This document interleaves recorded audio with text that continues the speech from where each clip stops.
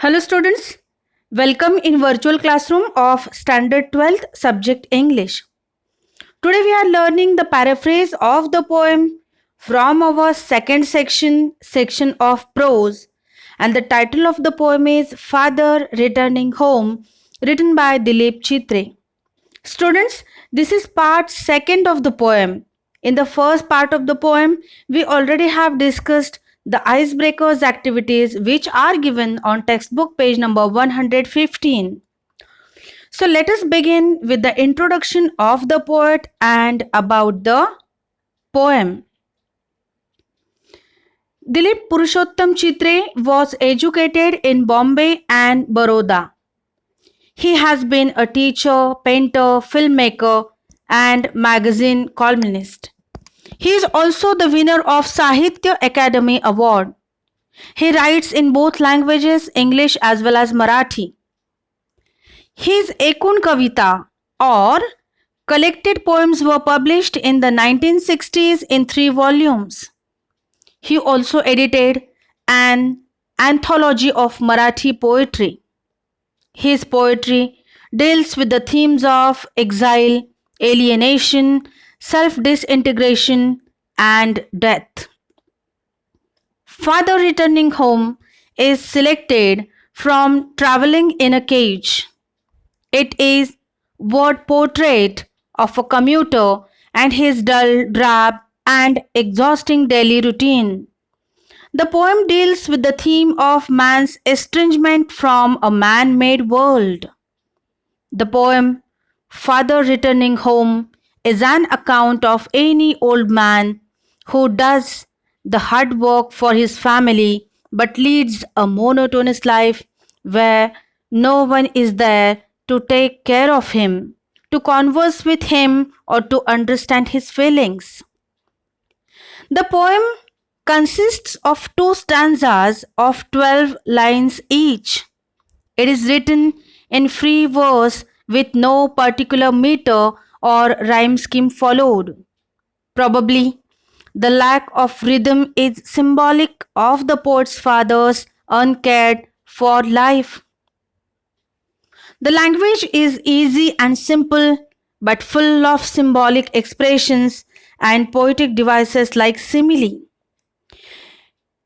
It is in first person narrative where the poet speaker narrates how his father returns home and what he does thereafter. As we discussed earlier, alienation of the elderly in a modern world, isolation of old age, estrangement from family, loneliness in modern cities, modernization, and loss of historical and cultural identity are the significant themes of the poem. The setting of the poem is of Mumbai. Now, let us try to know the meanings of the lines in detail. Now, the summary of first stanza. Let us quickly see it. The poet describes here the commuter who travels by train. His own seeing eyes suggest that he is much aged. He is wearing the clothes that become heavy with water. His bag is full of books that are falling apart. He is in hurry to reach home. He is like a word dropped from a long sentence. The simile suggests the old man's or father's isolation from his own fellow beings.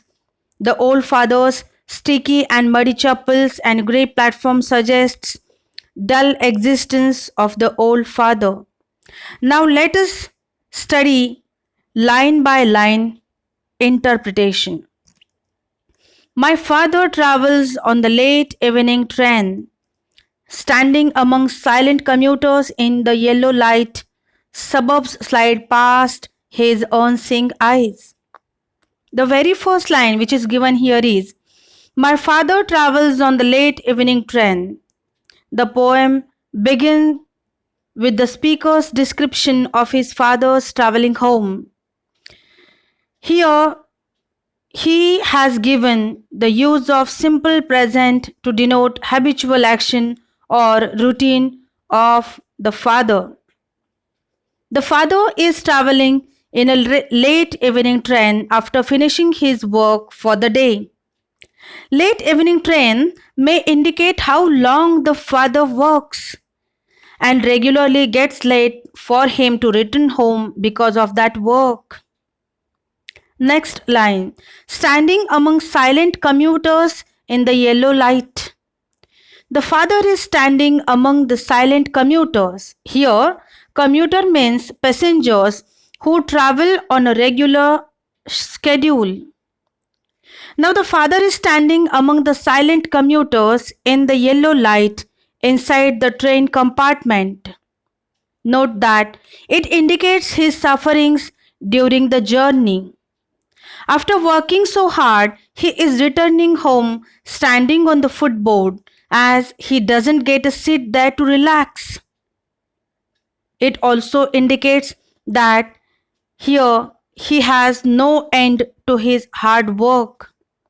The silent commuters are not friendly enough to converse with him or among themselves. Here, lack of communication or communication gap is highlighted. The yellow light is antithesis of cheerfulness. All these things further intensify his agony and make the journey monotonous. Suburbs slide past his earnsing eyes. Now, what the line suggests, the suburbs are sliding past the moving train, but the poet's father has no intention to look at those. He is unmoved by these scenes, for he has seen those many a times and finds nothing new or interesting in it. So, the sliding landscapes also add to the sense of monotony.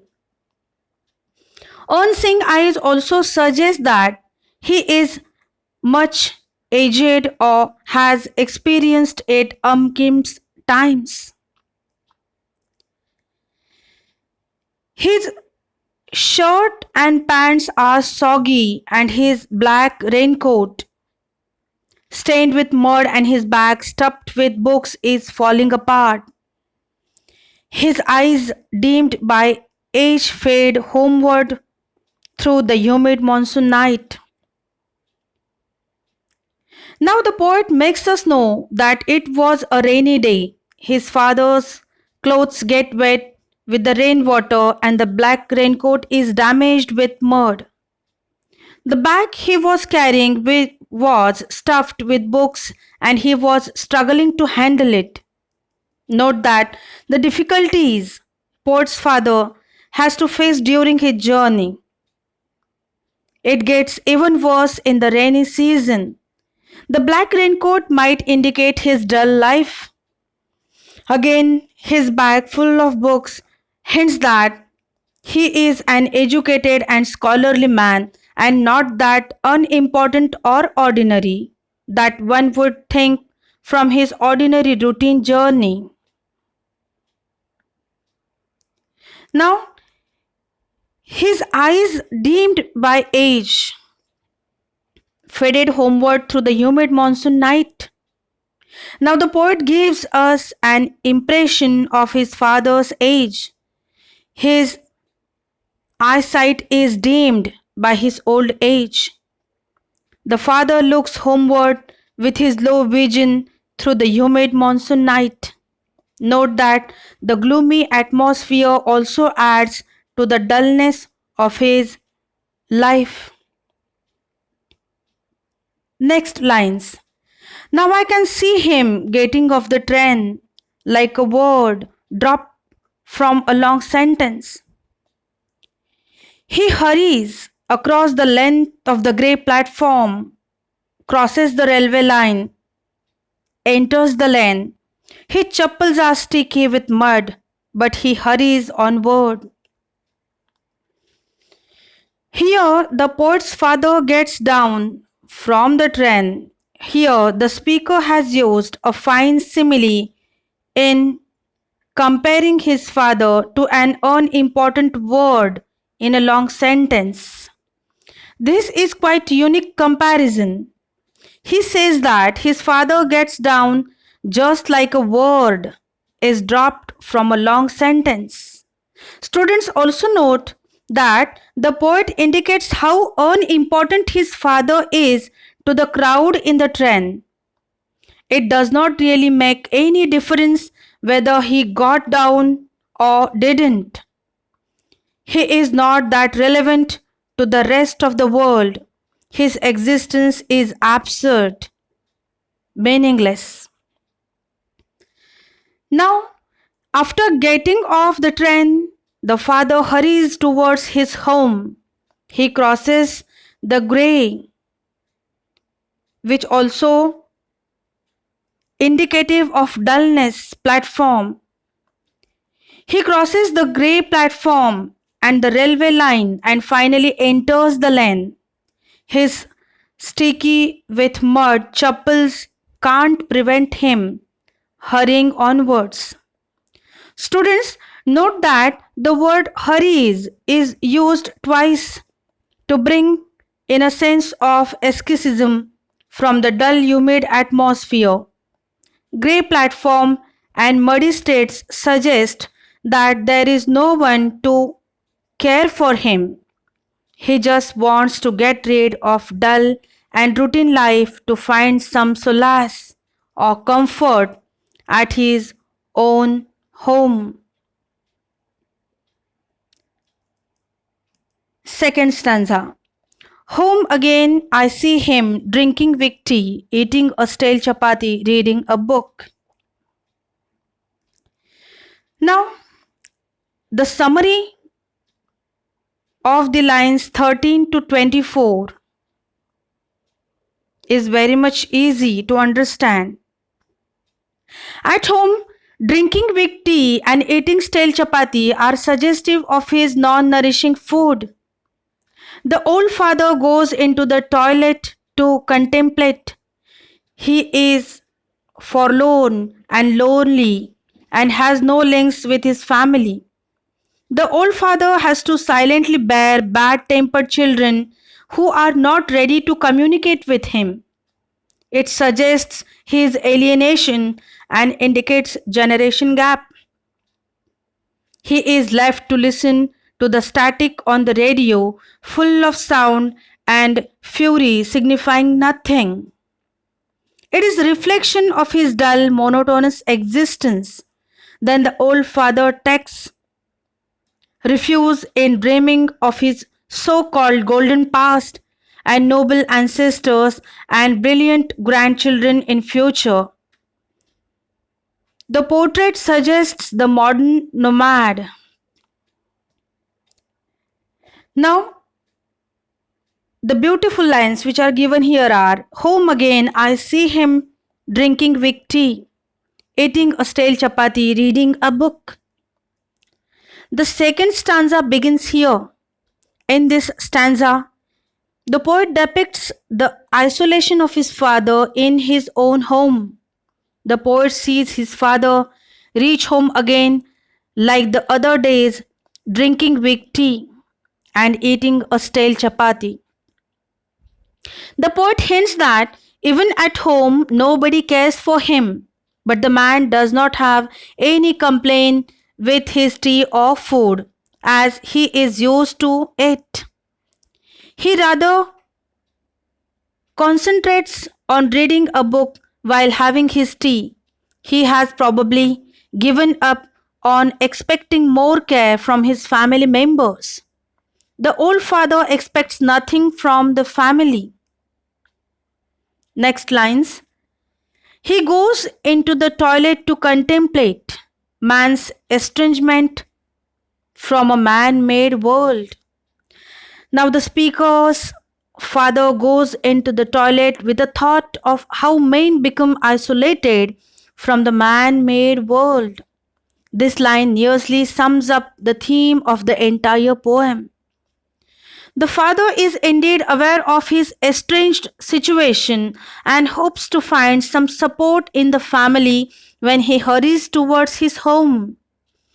But the hope is diminished as he reaches and finds the same indifference there. Students, note that the toilet might act as a symbol of how small his world has been. The toilet seems to be the only place the man has to go to contemplate over his loneliness. Even he gets no other place in such a large world as his world has contracted. Next lines. Coming out, he trembles at the sink, the cold water running over his brown hands. A few droplets cling to the graying hairs on his wrists. The father comes out from the toilet and goes to wash his hands at the wash basin. The speaker observes him trembling at the sink when cold water is running down his brown hands. His trembling might be due to his old age or the coldness of the water and probably the fearful thought of his isolation from the rest of the world. A few droplets cling to the graying hair on his wrists. A few drops of water clinging to the grey hairs on his wrists may have some greater implication. Water generally symbolizes life, and grey hair stands for the old age, that is, experience. So, the old man's life is just holding on to his old age. This life has no significance to anyone else. His sullen children have often refused to share jokes and secrets with him. He will now go to sleep, listening to the static on the radio, dreaming of his ancestors and grandchildren, thinking of nomads entering a subcontinent through a narrow pass. Now, the poet goes on to talk about the old man's relationship to his family members. His bad tempered children refuse to share jokes and secrets with him. It means they don't share a close and friendly association with their father. Rather, they regard him as an outdated, unwanted burden, though he seems to be the only earning member of the family. The old man is meaningless, useless for the other persons as well as for to his family. Now he will go to sleep,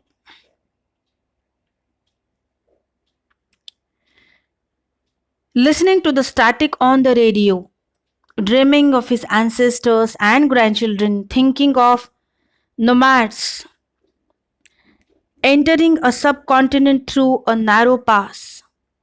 Now, the climax of the poem.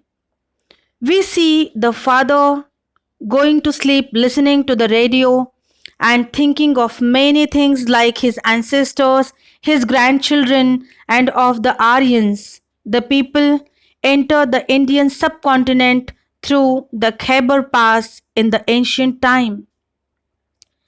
The sound of the radio is even noisy, that means static, giving another reference to the old man's miserable life. However, his dreaming of his ancestors and grandchildren gives the impression that he finds some solace in thinking about his past and future generation.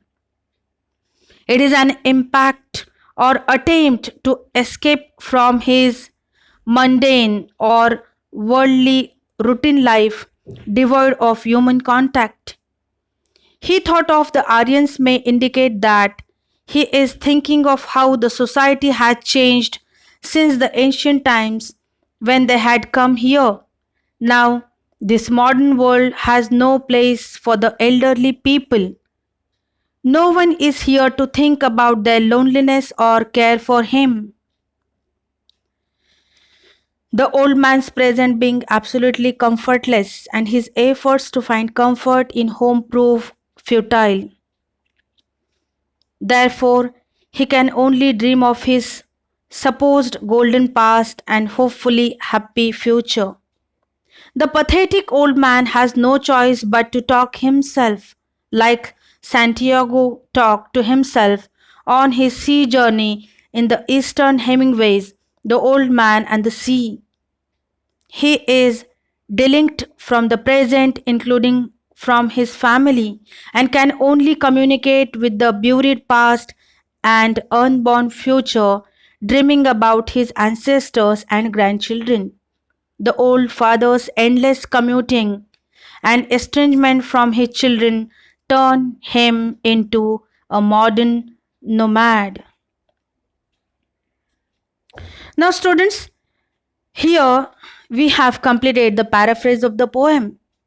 Students, we have references of the words Khyber Pass and the Aryans in the poem.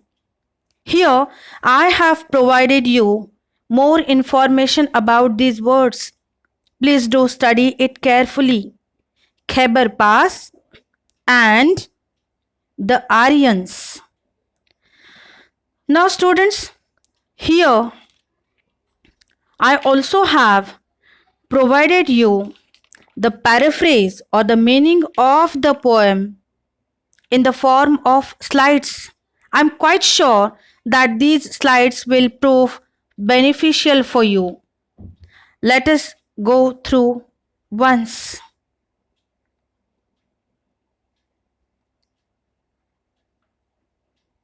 Thus, we come to an end with today's virtual lecture.